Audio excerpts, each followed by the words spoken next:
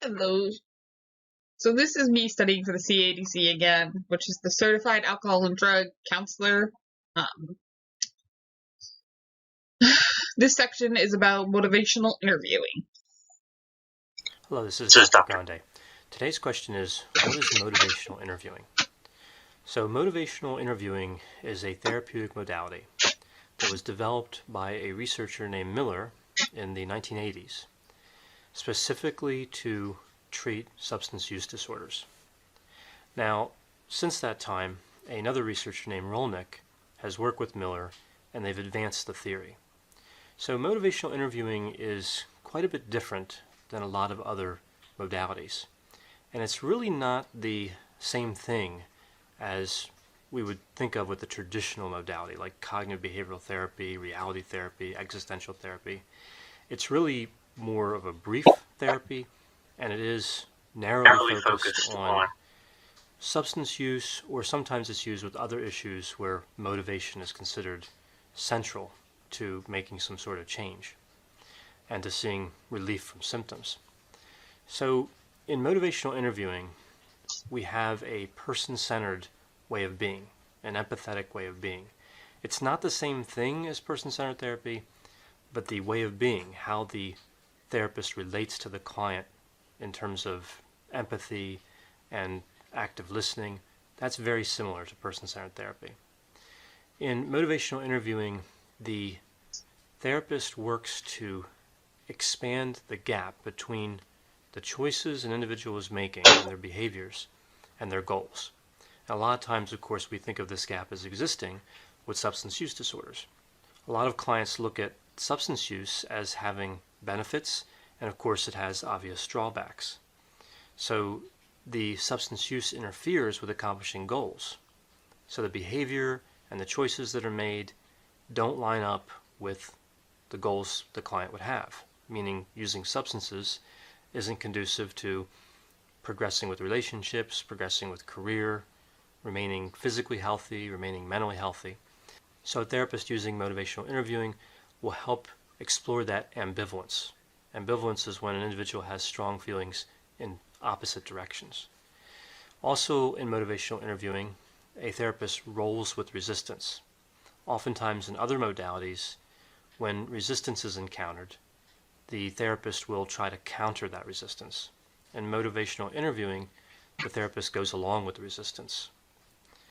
Also, successes in the past are highlighted in motivational interviewing, in a way like solution-focused therapy, to show the client that they have the inherent ability, the intrinsic ability to change. This is really a key feature of motivational interviewing. Unlike other modalities, like cognitive behavioral therapy, motivational interviewing views the client as having everything they need to make the change that they want. There's nothing really missing from the client. The motivation simply needs to be explored and enhanced. And again, that's a lot different than many modalities. Now, there are some other elements to motivational interviewing we see. For example, the stages of change. Now, motivational interviewing wasn't really based on the trans-theoretical model of change, as a lot of people believe. But it does use stages of change, and when we see motivational interviewing used in practice, that's a very common element.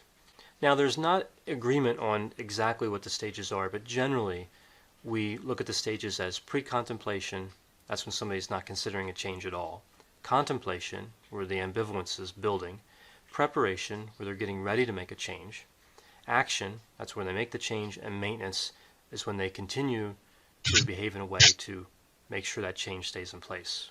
Of course, with motivational interviewing, that would be remaining abstinent from substances, or in some cases, using a much smaller amount of substances. This is called harm reduction.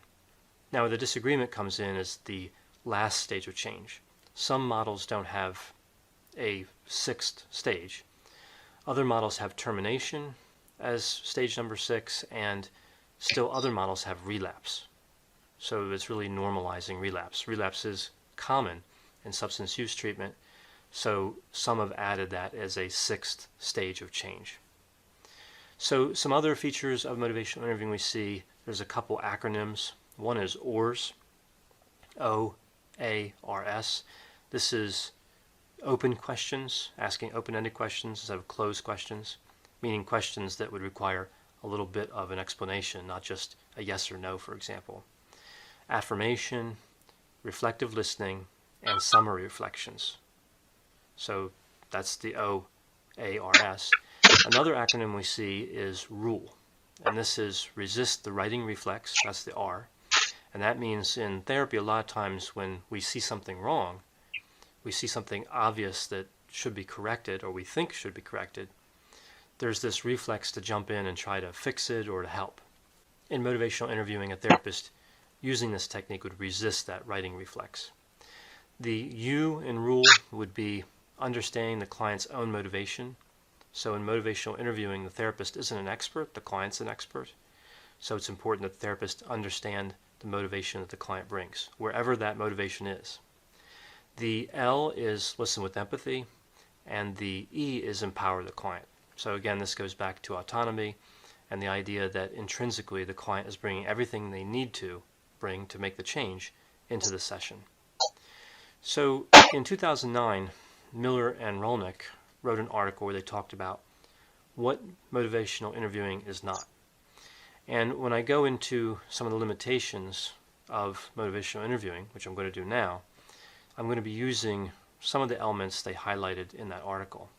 So it's important to understand with motivational interviewing, it's really difficult to categorize some of the features of this theory as negative or positive because there is a lot of disagreement over how to treat substance use disorders. Meaning, elements I might look at as a limitation could be considered a positive by somebody who really has invested into motivational interviewing. I can appreciate that there are a lot of differences. Really, when I list the limitations of motivational interviewing, it's more or less my opinion and based on, again, work of Miller and Rolnick and some other researchers that have written articles about motivational interviewing. So motivational interviewing is not a version of CBT, and it's not just person-centered therapy. One of the difficulties I have, and I would consider this a limitation of motivational interviewing, is that it doesn't really add anything. There's no role of the therapist as an expert, and I can appreciate that that's not always a popular way to look at it, but even as somebody who can add information to a session, it's really just enhancing that ambivalence that's already there. I view this as a limitation. I can also see in some situations it could be a positive. So again, it kind of highlights this feature of motivational interviewing where it's tricky to record it as just pros and cons, to categorize it that way. Another element of motivational interviewing, and I do look at this as more of a clear limitation, is that it is complex. There's no standard format in practice. There is a standard format, of course, to motivational interviewing, but not in practice. It's particularly complex, and on top of that, it's considered to be brief. As a matter of fact, Miller and Rolnick indicate that 2 or 3 hours of motivational interviewing is all that a client could really tolerate in many cases. So it could go from one 50-minute session, or maybe even a 30-minute session, all the way up to 2 to 3 hours. Now, Miller and Rolnick acknowledge that it's not a comprehensive approach. So really even comparing motivational interviewing to reality therapy or psychodynamic therapy or a version of CBT like rational mode behavior therapy, it's not really a balanced comparison. Motivational interviewing isn't a technique, but it's also not a comprehensive approach. Some areas I think are a little clearer in terms of limitations and positives to motivational interviewing.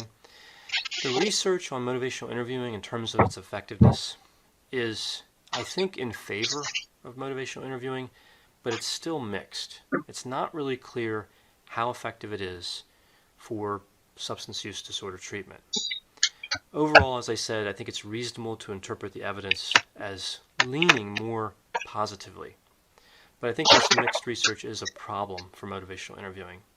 With some of the articles that both support and do not support motivational interviewing, the methodology is a little questionable, particularly in terms of the selection of participants.